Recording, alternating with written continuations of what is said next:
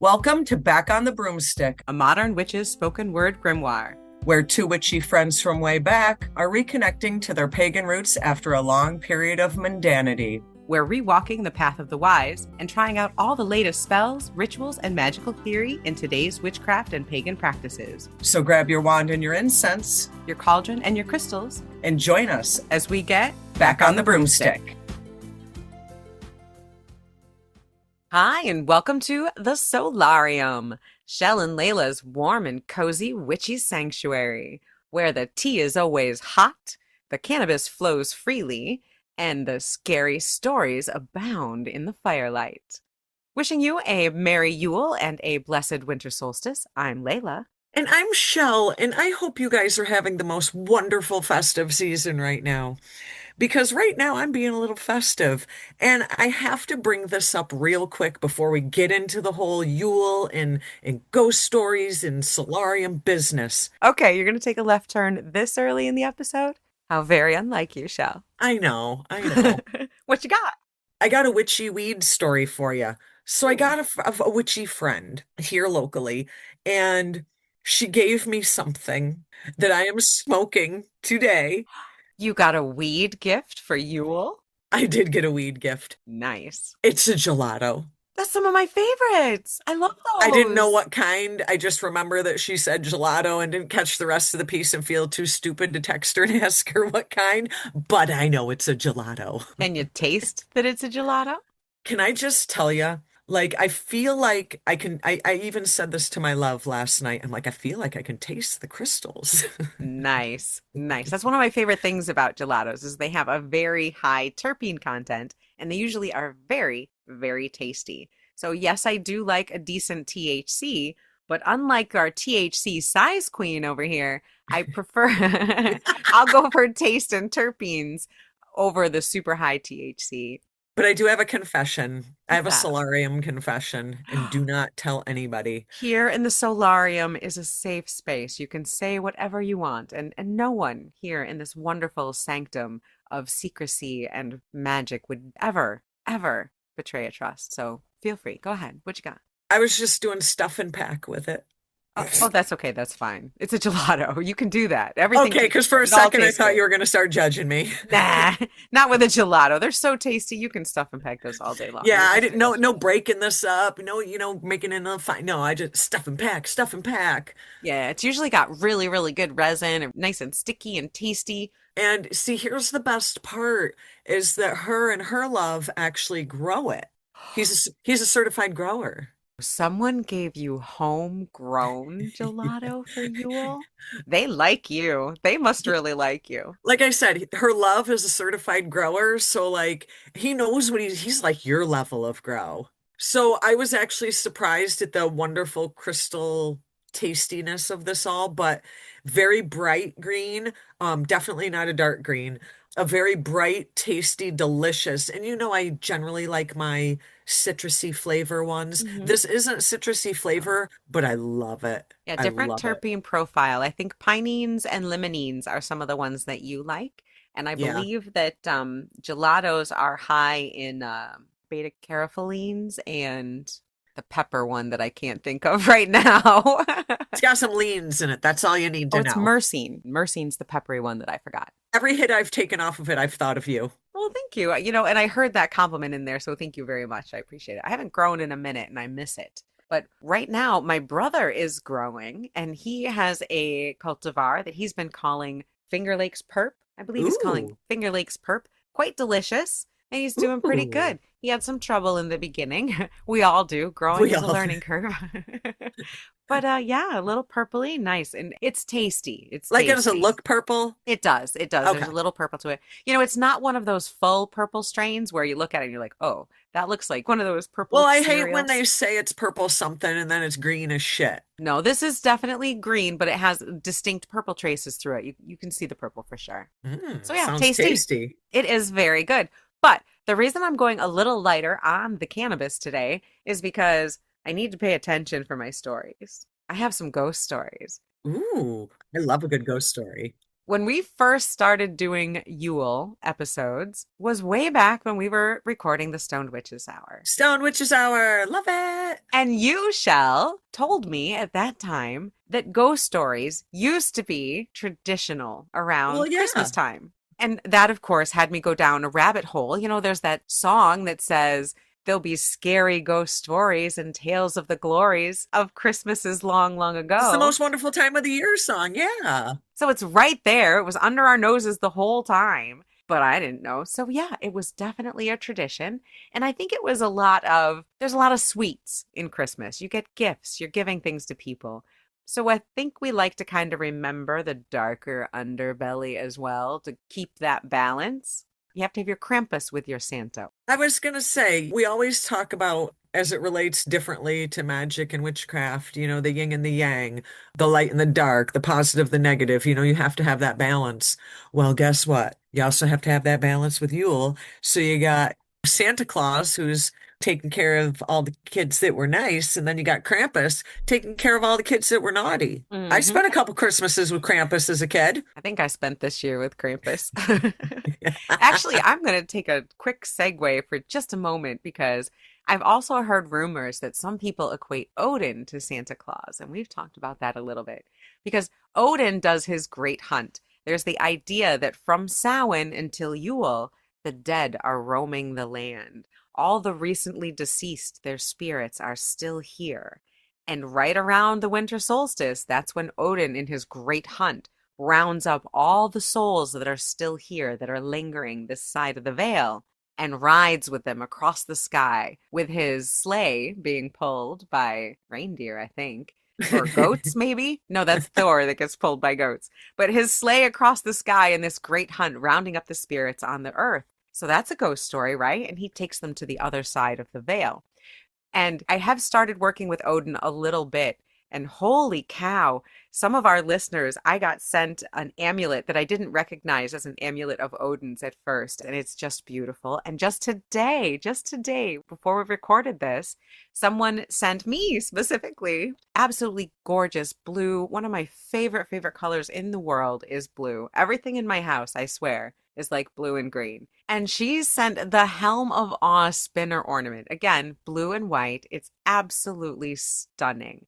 And she said it's for my Norse tree, which I don't know how she knew I now have a Norse tree, but Here we are. I barely started working with Odin, and here come all these Norse things. And it's kind of wild how when you start working with an energy or a deity, things just kind of start showing up. It's very magical. And I love how he's associated with Christmas and with Yule and with the solstice. And it's pretty interesting.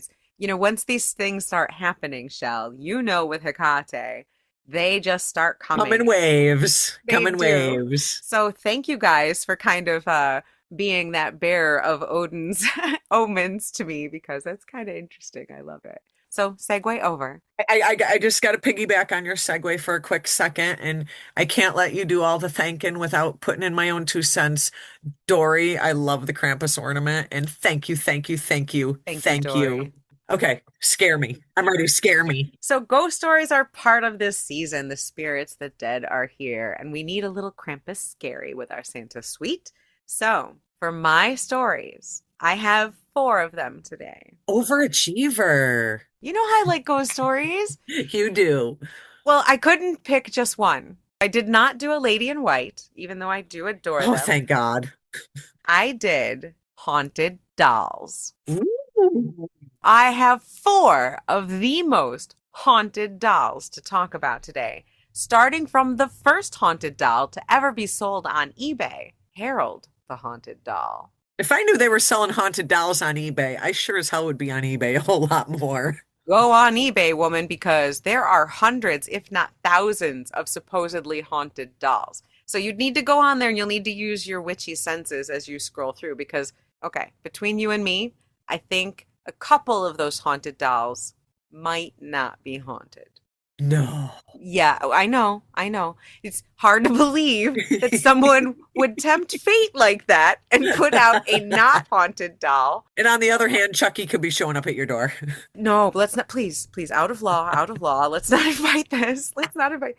I was a little creeped out because we have 4 dolls. We're going to talk about Harold the doll, Peggy the doll, Robert the doll that you know all about, Chelle. I do.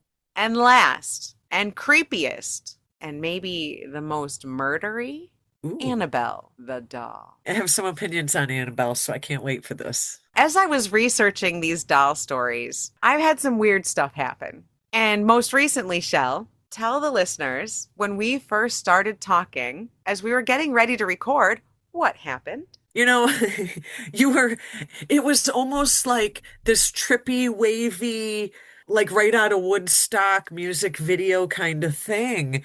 You were waves like the ocean, and it was making me giggle. My computer was glitching. Our audio and video feed was glitching Mine and wasn't, freezing. it was all you. If it was my internet, I usually get a notification that the internet is causing problems. I did not get that this time. Also, the entire time I was researching these dolls, my daughter and I both started having terrible headaches just out of the blue. And also, the clove incident that I talked about last episode, where I overcloved my my simmer pot by accident and nearly caused a chemical incident in my kitchen. Yeah, that happened. At the same time, I was researching Harold. Little segue, partially related. You know that my daughter recently bought a house. Yes. The house that has Clara, your ghost, in it. So I went back for Thanksgiving and my daughter hands me this box and she's like, I found this stuff of yours in the attic. Take it home with you. And I'm like, okay. So I take the box, I bring the box home. You know, I have faith that my daughter knows my stuff, even my childhood stuff, and that my mother would have gotten rid of other stuff otherwise. So I didn't even look in the box. I bring the box home. So there is a damn creepy doll in it. No, really? This was not my doll as a child. No way. I No have never way. seen this doll before, and I am now in possession of a doll that came from my childhood house. Don't know what the hell to tell you, but my daughter thought it was mine and gave it to me, and now I have this weird. And it's one of the ones, it's one of those like dolls from like the early 80s where the eyes open and close with the fake plastic No. eyelashes. It's kind of bizarre. So it's funny that you're having this doll thing, and literally less than a month ago, my daughter gave me this wacky doll. But I will say that I immediately put it in my storage unit for lack of space where I am right now. So it's not like it's in my vicinity in case it is haunted. Now, because I'm going to come see you in a couple weeks, now I'm going to have Bring to go in it. my storage unit and dig out this damn doll. Oh my gosh, we need to. I have not been able to get good audio of our haunted cemetery trip, so we need pictures of your haunted doll. Okay, I will go get the doll and bring it when I come to you. Very cool. Awesome. Well, I picked dolls because, first of all, they're creepy as fuck. And secondly, it's Christmas. You can get your little dolly for Christmas. Oh, so what you're saying is every kid, every girl in 1985, they got that creepy ass doll with the velvet dresses on. Yeah, I know what you're talking about. Yeah, they're all creepy as fuck. They really are. I figured talking about dolls was very seasonally appropriate. Okay, now tell me how they're going to kill me. Yeah, these are pretty murdery dolls. Pretty murdery. How about you? What's your ghost story going to be? Okay, mine isn't necessarily a ghost story. You know how I like to go towards beings, creatures, cryptid. So I've definitely spent some time on the Yule cat. I've spent some time with Krampus. So tonight I am going to talk about Frau Perchta. Perchta. Frau Perchta. Evil witch, kind of the old hag in the woods kind of projection that Disney put out there. Very similar to that, yeah.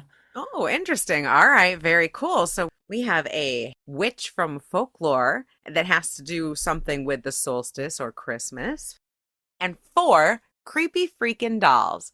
So, since I am an overachiever, I will start with two of my dolls. I'm just so glad that this is going to turn into a part two when I bring this doll to you. Oh my gosh, I'm so excited about Now, that. now I actually hope it's haunted. We've made it through the longest night. This is now the shortest day. And after this day, when this episode first airs, now the days are going to start to get longer. Hopefully, that will help you when you get really, really scared and creeped out over these dolls, because I got creeped out. I'm just saying. We're going to start with Harold the doll. Harold. He's already pissed because he was named Harold. Harold has the distinction of being the very first haunted doll sold on eBay. What year? I believe it was 2003. It was the early Okay. 2000s. According to internet legend, the original owner of Harold the doll bought the doll for their son. And he bought it for him when he was born. And unfortunately, his son only lived for a couple years. Oh. When his child passed away, he put Harold the doll in a storage unit.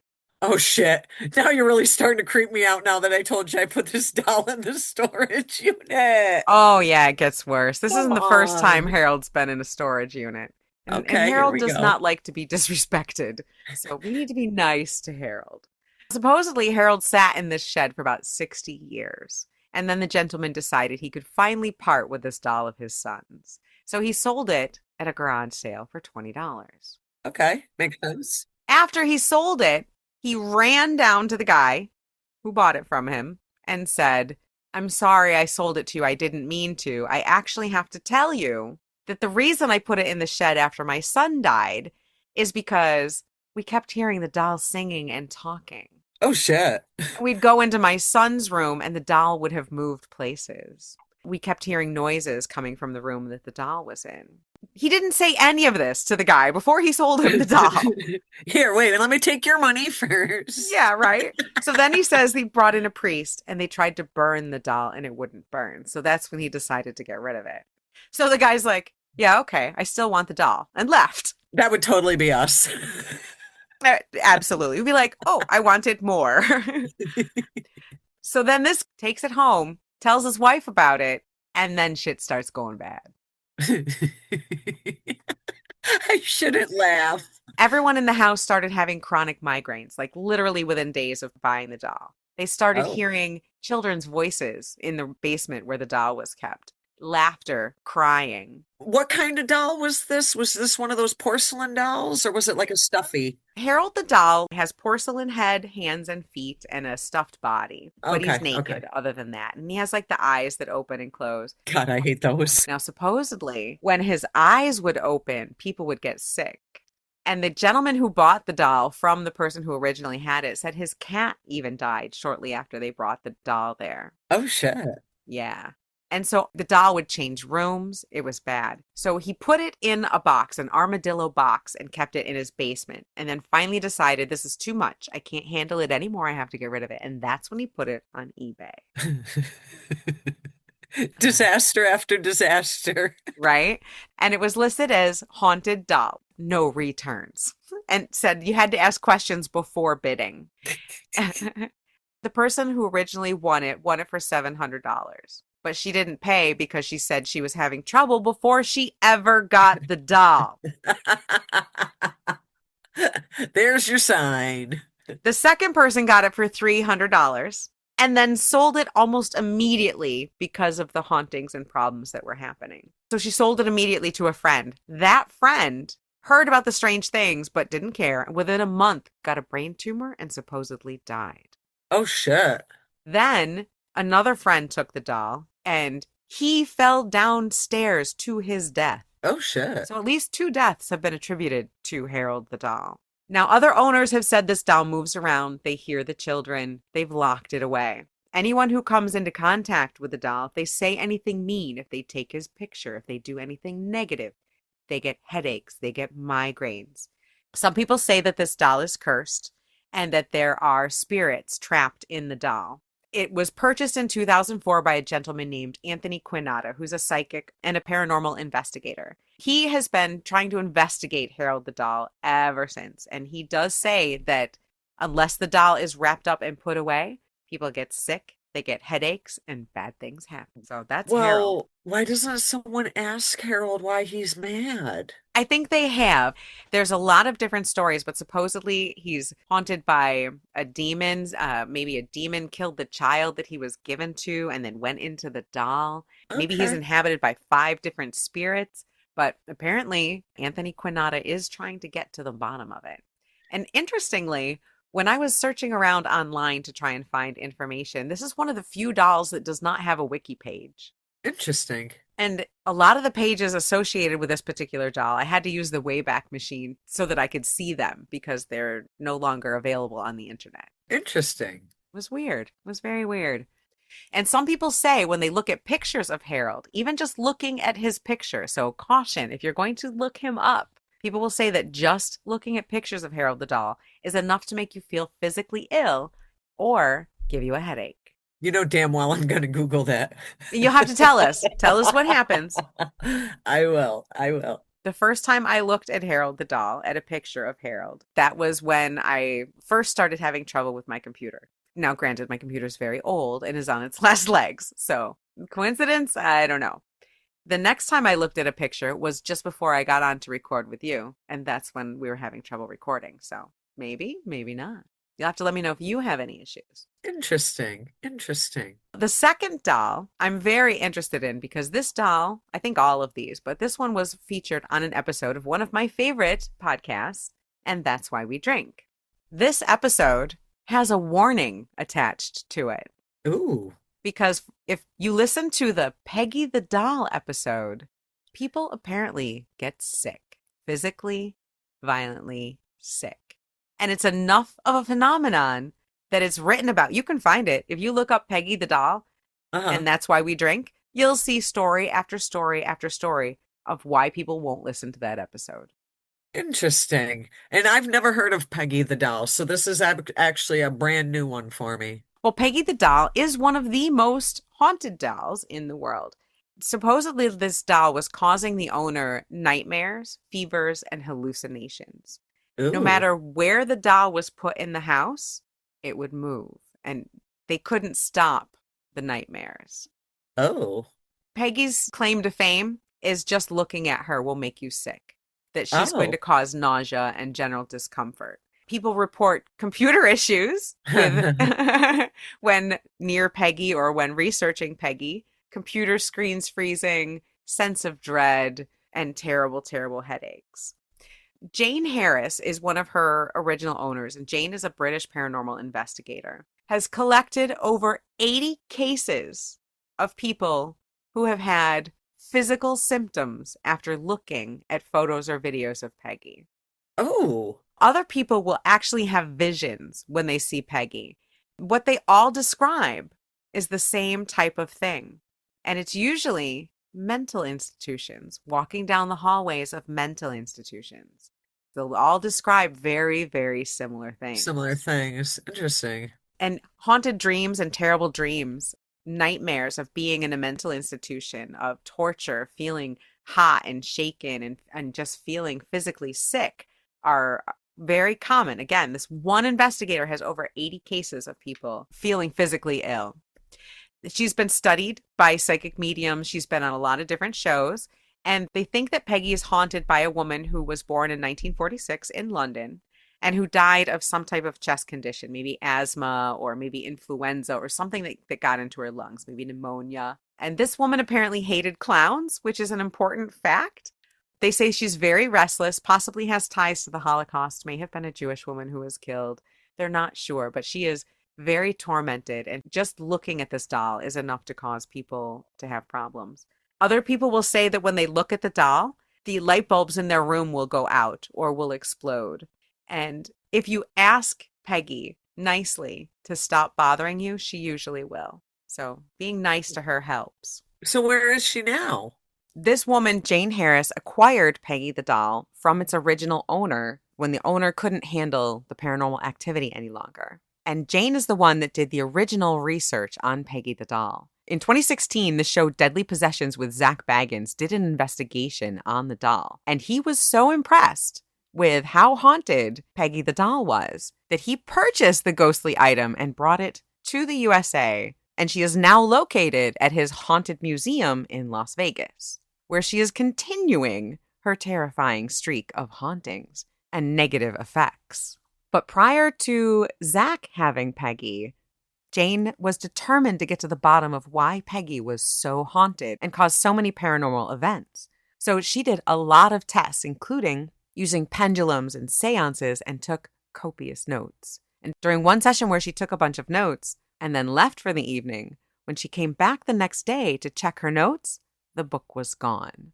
When she did find it, it was in a different room up in the rafters of the ceiling where she couldn't reach. Her husband had to use a ladder to get to it. It's really interesting how all these haunted dolls seem to end up in the hands of paranormal investigators. I guess my question is, why didn't you call a witch in the first place to ask the doll what the problem was? I think people's go-to is usually a priest. Not my go-to. Not my go-to either. But a lot of these people are Christian. And so I think rather than going to someone who might be an expert, the movies tell them that priests are the ones that you go to. Some of these dolls have had movies made about them. Seriously, if I had a haunted doll, you are my first phone call. Right? Exactly. And that's why you're bringing the doll from your storage unit, is so we can handle it together. Exactly. Yeah. But I think that paranormal investigators, they at the very least are familiar with how to handle these objects. They know how to sense the energy, how to look at it and say, oh, that's just a creepy old doll that looks gross. And it's not really haunted. It just makes you feel bad. Or it really does have some type of spirit in it. But it's a weird enough occurrence that I think people just don't know where to turn. And unfortunately, the possibility of getting a fraud or someone who's just out to make a buck is very high. And that's how you get people like the Warrens, who may or Yeah. may not be on the up and up. Or sometimes you get a priest who may or may not know what they're doing when working with energy. And so they think that just calling in Jesus and saying, go away in the name of Jesus is enough. And sometimes, sure, that'll work, but not always. You got to attack these things from multiple angles. And I don't necessarily think these priests are open-minded enough or well-versed enough to know really what they're getting into. Probably not. No. So, yeah. So a lot of people do end up sticking them in storage units, which, it made me laugh when you said that's what you did with yours because, you want it out of your space. They move around. They do creepy things. They make noises. See, I'm already on the right track. I took it right from New York to the storage unit. Right, exactly. Smart witchy thing to do. Put it immediately in a place not where you sleep and Exactly. in a steel box. Very smart. Well, this isn't in a steel box, but we'll find out. That yet to be determined if it needs The one. storage unit itself is like Well, yeah, yeah, yeah. Okay, you're right. You're right. Now that you've kind of got me creeped out about this doll I am now in possession of, I'm going to switch gears a little bit and talk about a alpine goddess figure. Ooh. Frau Perchta is considered to be an alpine winter goddess, mostly deriving from Germanic folklore, which immediately made me think of our friend Christian Brunner, because in Hmm. my mind, he's the alpine witch. Yes. And Krampus and the Yule Cat. Right. Speaking of Krampus and the Yule Cat, I mean, yeah, the Yule Cat will eat you. Only if you don't have new clothes. After the first crunch, you don't feel a thing. Um, Krampus, he's just gonna whip you. But they consider Frau Perchta a terrifying alpine winter goddess. She's known as the belly slitter. Ouch. This is crazy. So, what they would say is during the 12 days of Yule, she would roam the countryside and enter homes during, the 12 days between Christmas and Epiphany, but especially on the 12th night. And she would know, much like Santa, you know how Santa has his list, naughty and nice. Hmm. She has her list too. She would know whether the children or young servants of the household had behaved or worked hard all year. If they had, similar to Santa Claus, they might find an orange or a nut or a small silver coin, in like their stocking or what have you. But if they were bad, this is this is where she puts Krampus and the Yule Cat to shame. She would slit their bellies open, remove their stomach and guts, and stuff the hole with straw and pebbles. That sounds awful. I would prefer not to have that happen, thank you.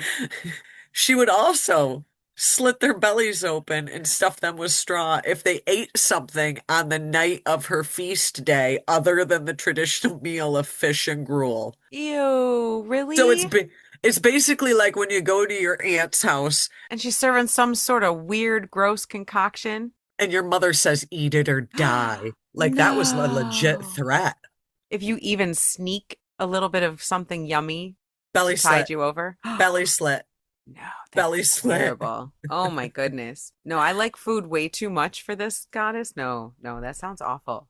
That is kind of mean, but I'm like, why would you stuff them with straw and stones? Are you trying to weigh them Why couldn't her down? traditional food be something delicious like tacos or pizza or something yummy? I mean, oh my gosh. Kind of in a shapeshifter fashion, they do say that she can be dual nature. And for those that carried their weight throughout the year and were good, she can be beautiful and a bright figure.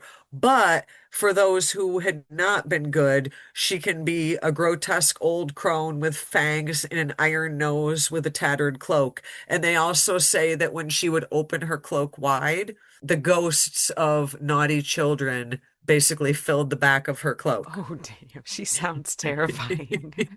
Like That's she's not awful. someone to play with. Step back, elf on the shelf. Frau Perchta's here with her ghost children in a cloak.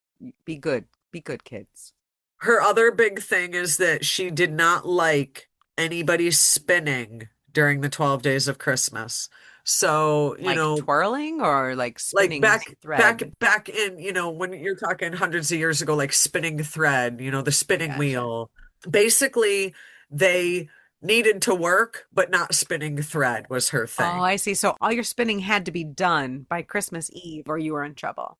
Correct. And that's when you got your belly stuffed with rocks and straws. That sounds awful. I do not like this. So she's like a secondary Santa Claus that might murder you if you're bad. Yeah, but here's the weird catch to all of this. So they say that Frau Perchta is believed to have descended from an ancient Germanic goddess, but they link her to Freya. No one told me that Freya's going to stuff my belly with rocks and straw if I don't toe the line. Interesting. I wonder if that's why part of the time she's beautiful, because she's beautiful like Freya half the time. Maybe when she's in a good mood, she's in her Freya mood. I don't I don't know. know. That's like me. I'm in a good mood. I'm beautiful. I'm divine. I'm in a bad mood and I have ghosts under my cloak, I guess. I don't know. But she would provide abundant blessings for those who had done their share. She was kind of like a follow tradition, follow rules. This is what you're supposed to do, so do it because you're supposed to. She was kind of the person that kept people in line with that mindset. If you did what you were supposed to do all year and you did all the work you were supposed to do, you were doubly blessed by her. But if you didn't, you were doubly fucked. Other than doing all your chores, was there anything that people would leave out for Frau Perchta? I didn't really find anything. It really kind of seems like you just need to be good, kids. Just be good. Yeah, I mean, with all the creepy crawlies out to get you if you're bad, Frau Perchta, Krampus, the Yule Cat, I mean, you got a lot of incentive there. Yeah, I mean, obviously, people are going to leave out offerings like, food or drink or marijuana, whatever is sacred to you. But really, it was all about checking your chores and ensuring that you were feasting properly in her honor by way of fish and gruel. Fish and gruel does not sound like feasting properly in anybody's honor. That's awful. That sounds like torture. Nobody wants fish and gruel for Yule. She's mean. Frau Perchta's mean. You had to ensure a full stomach to avoid her wrath, man. At least the Nissa wanted rice pudding and butter. That's at least tastier. Now, I am going to bring up my last point about her that I need you to research and circle back to all of us folks at a future date. All right, what's that? Some things I have found link her to the wild hunt leading an army of spirits through the winter night, with thunder signaling their passage. So it almost sounds like your Odin story. Well, I guess if she is linked to Freya, that would make sense that she's also with Odin for the wild hunt for that night.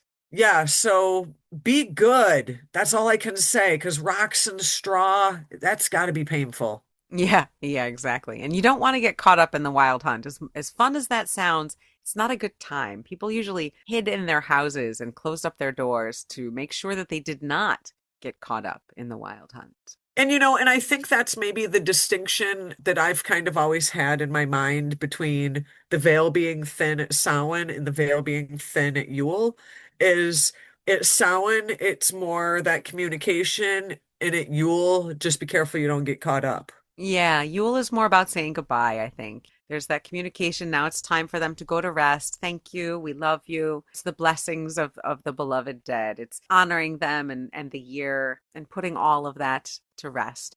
So I guess the moral of the story is do not piss off Frau Perchta. Do your No, chores, eat your fish and gruel, no. and be good to each other. Love That's each right. other. And speaking of restless or unrestless dead, I have two more creepy doll stories. I really want to go to my storage unit tonight and get this doll now. Okay, so the next one I'm going to talk about, Shell, you talked about, and I will link the episode for our Stoned Witches Hour podcast where you talked about Robert the doll. Robert, So if I'm missing anything, Shell, you jump right in with any I facts. got you. All right, cool. Robert the doll served as the inspiration for Chucky in Child's Play. Ha ha ha ha ha. Robert was given to his young owner, a gentleman named Jean Otto. And there's a couple different stories. One is that his father gave it to him, and the other is that their Haitian maid gave Robert to young Jean Otto. Can I interject a little factoid? Go right ahead. I know what you're going to say. Go ahead. His name was actually Robert too. It was Robert Jean. They called him Jean, but his first name was Robert. That Yep. is correct. Now, here's the weird thing. I'm so glad you mentioned that the name was the same because he even dressed the doll in his old clothes. This is one Yeah. of those big dolls. Robert slash Jean was given Robert the doll when he was 4 years old. And I think at that point it was like life size to him at that age. Yep. So it was a bigger doll. Robert the doll is about 3 feet tall, stands 3 feet tall, and he was dressed in one of Jean's sailor uniforms, his actual clothes. Creepy as hell just to begin with. Creepy as fuck. So Jean started carrying Robert all over the house, everywhere, as kids do. And they would play together. This is his little friend, his little buddy. But when he would get in trouble, he started saying, Robert did it. Yeah. It was Robert. And then he would start making Robert talk in like a weird voice. And this didn't stop. A little bit of this is normal kid stuff. Right, But right. Jean never grew out of this. He kept Robert his whole life. He Yeah. even built a room in the attic for Robert. Yeah. He gave Yeah. Robert toys and furniture and silverware. He even kept this doll after he was married. Yeah. It almost progressed as a child from his best friend to almost like his child that he was caretaking. Like he treated it like it was an actual living being. Yeah. And supposedly, when Jean was still younger, there would be incidents like a whole room full of furniture knocked over that Robert supposedly had done, or silverware scattered all over the house. And again, Robert did it. These are big, heavy pieces of furniture and silverware all over a house. Now, I know that little kids, trust me, I know how much damage a 4 to 7 year old can do. But some of it seemed a little improbable for a small child to do. And he said, Robert did it. Robert did it. His relationship with Robert continued to be very creepy, and he continued to blame mishaps on the doll. Kids going past this house where Jean lived with his wife and Robert in the attic said that they could sometimes see Robert in the window. Creepy as hell. People who would go to the house sometimes would think that they would hear giggling and footsteps upstairs. Now, after Jean passed away, the person who purchased the house said that Robert the doll was too much for them, that the weird occurrences in the house was a little much. There was too many antics. It was too creepy. She donated the doll to a local museum. He now lives in the Fort East Martello Museum in Key West, Florida, where he has lived since his second owner donated him there due to too many strange and creepy things happening in the house, including people continuing to see him in the windows. Since he's been at the museum, Robert has caused all sorts of mishaps. And I can tell you want to jump in with something. Go ahead. No, I was just gonna say, I mean, this legitimately, like we joked in the beginning, but they did model Chucky, the killer doll, after Robert. So not that their stories are exactly the same, but when you think of Chucky, that was inspired by Robert. If you take Robert's picture, or if you are rude to Robert in any way when you go visit him, something terrible will happen. He has been known to cause car crashes, broken bones. People have gotten divorced after taking his picture. They have lost their jobs. They have had pets die, houses burned down, and so much more. People will send in letters after visiting the doll asking his forgiveness and describing what terrible occurrence happened after they took his photo without asking permission. This has even extended to the Travel Channel. The Travel Channel was doing a special on Robert the Doll and video recorded him without asking permission. That was their first mistake. Their camera died, and it would not start working until they verbally apologized to Robert the Doll. This is a Travel Channel. Can't you just imagine some like big Hollywood executive producer? Robert, I'm sorry. I'm sorry. Just let us do this documentary, please.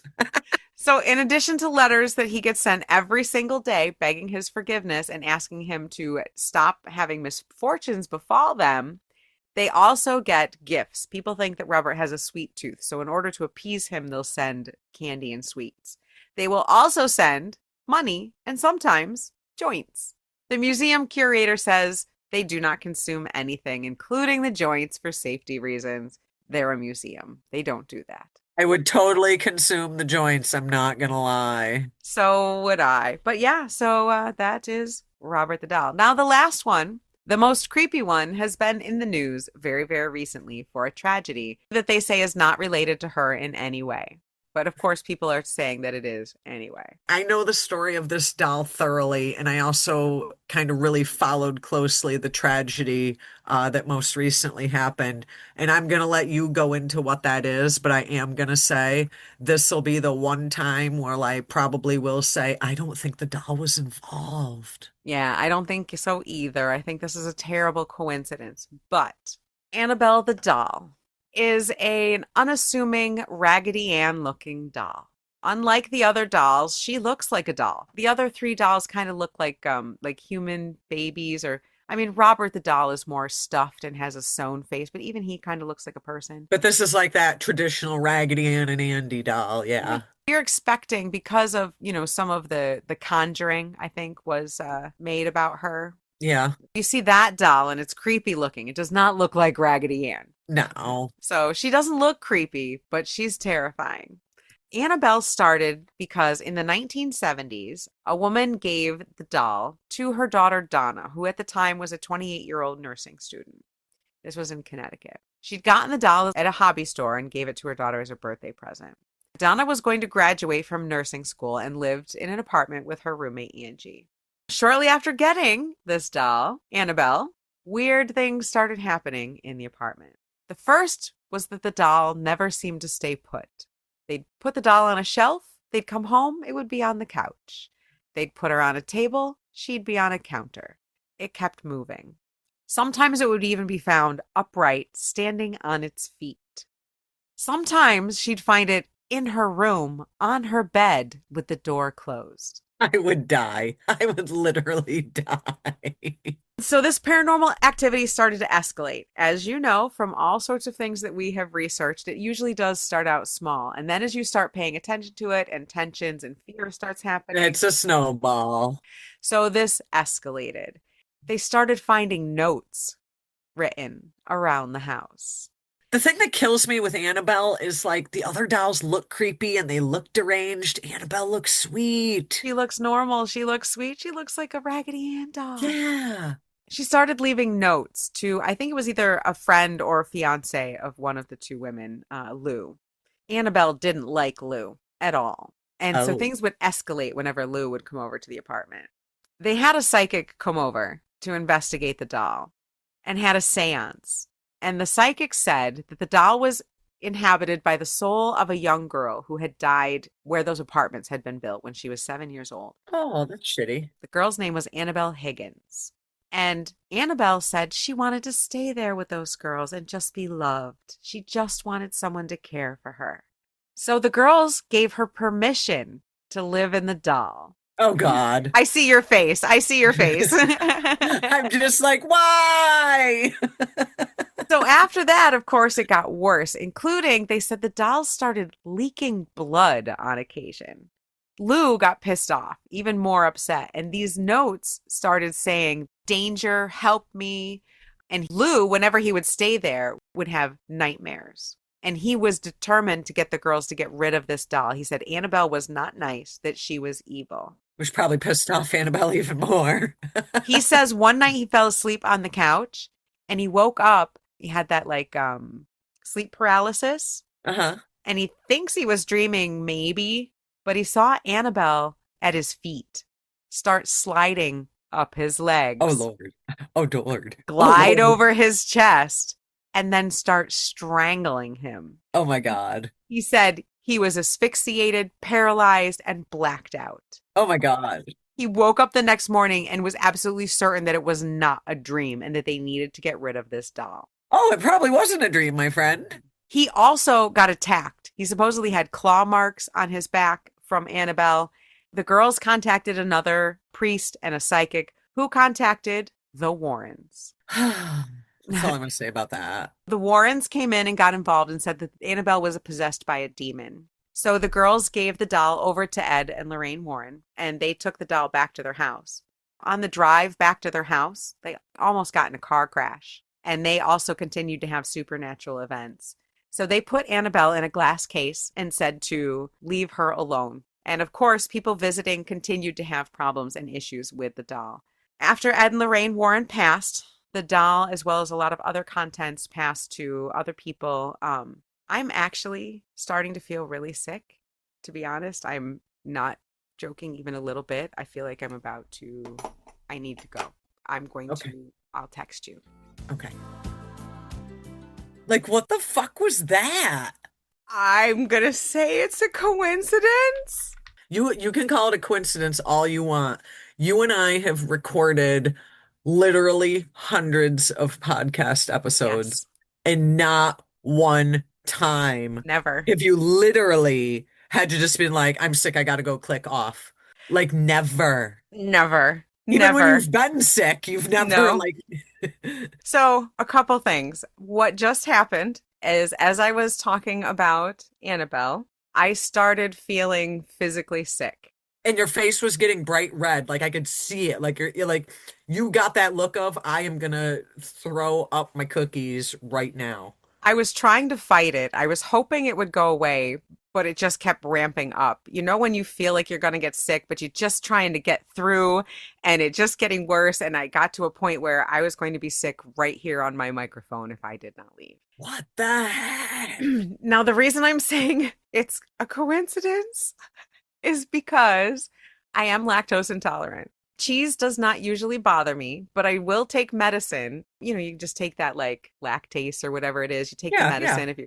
So my husband made smash burgers today. Okay. He put a little bit of cheddar cheese on it, not even a lot. But out of an abundance of caution, I took lactase to make sure that the cheese wouldn't bother me. And it always works. All you're telling me is this is not a coincidence. Keep going. So I'm pretty sure it was from the cheese, but the weird thing is it was barely any cheese. And I took medicine like I'm supposed to, which usually that type of cheese doesn't bother me. And I've never had the medicine not work when I've taken it. So that's a little unusual. Not to mention, another fact I'd like to point out is what listeners may not realize is, because we don't live in the same town and all of that, usually when we get on, we spend a good half hour, 45 minutes talking, just Yeah. chit-chatting, shooting the sugar. So we are now almost 2 hours into being together. Right. So like you ate that like longer than 2 hours Yeah. ago. And I also in my 40s gained a intolerance to the lactose. And I'm telling you, I know what you're talking about. I've been there. I have felt it. I've dealt with it. That shit, figuratively and literally, is coming on well before 2 to 4 hours. Yeah. Like, tell me it's a coincidence as I sit here and say, yeah, whatever. I keep wanting to say it's a coincidence. There's too much here that doesn't really fit. I could say it's a coincidence because I am lactose intolerant and I did eat a little bit of cheese, but I shouldn't have gotten like, sick like that, and certainly not then. So a little weird, a little out of the norm. So you guys decide. Oh You know, boy. I get upstairs and my husband's like, "Are you okay?" Because he knew we No, were. no, I'm not. No, I'm fine now, but I'm fine now, and we are going to finish our Annabelle story. Now I'm kind of afraid to listen to the rest. Jesus. Annabelle has a lot of negative things around her, including there was another death associated with Annabelle.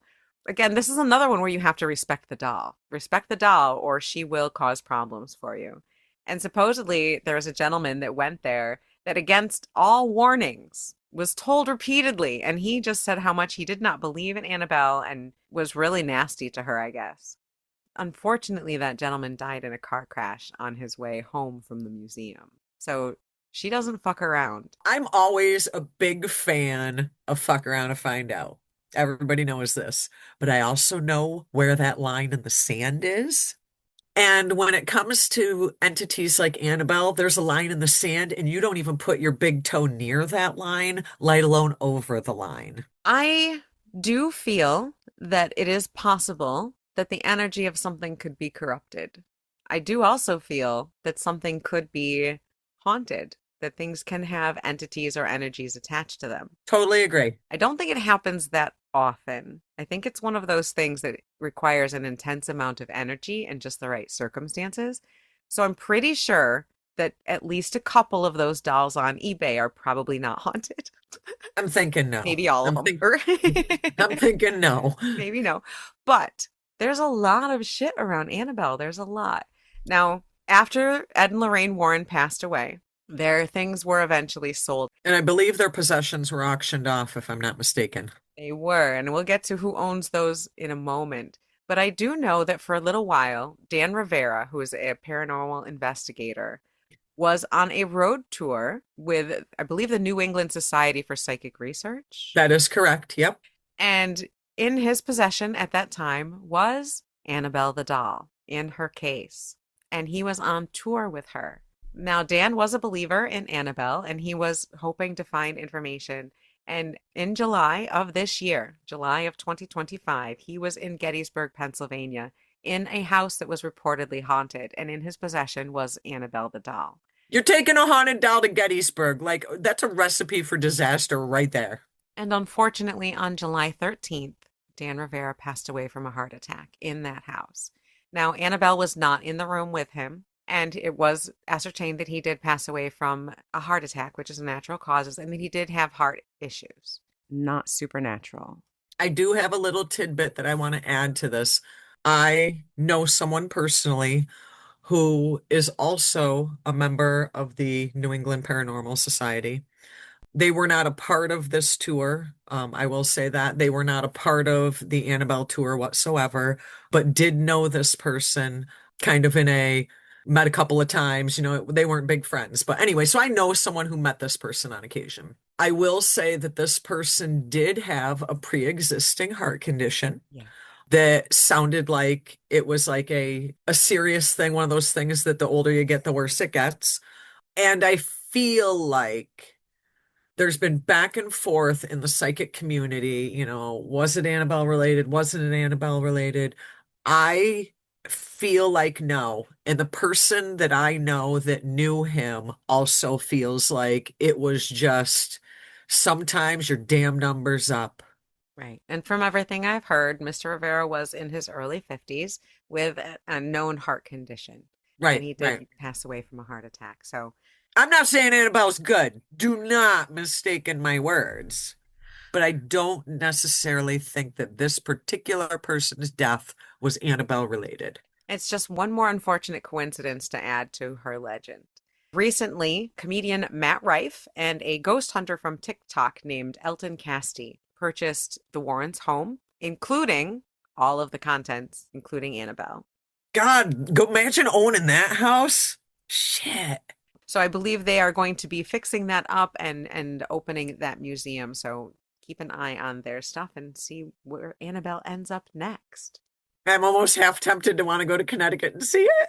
Seriously, especially after doing this, I would not be one to disrespect any of them. Oh, I'd totally go with sweets and candy. I would go with sweets and candy. Cover my ass, man.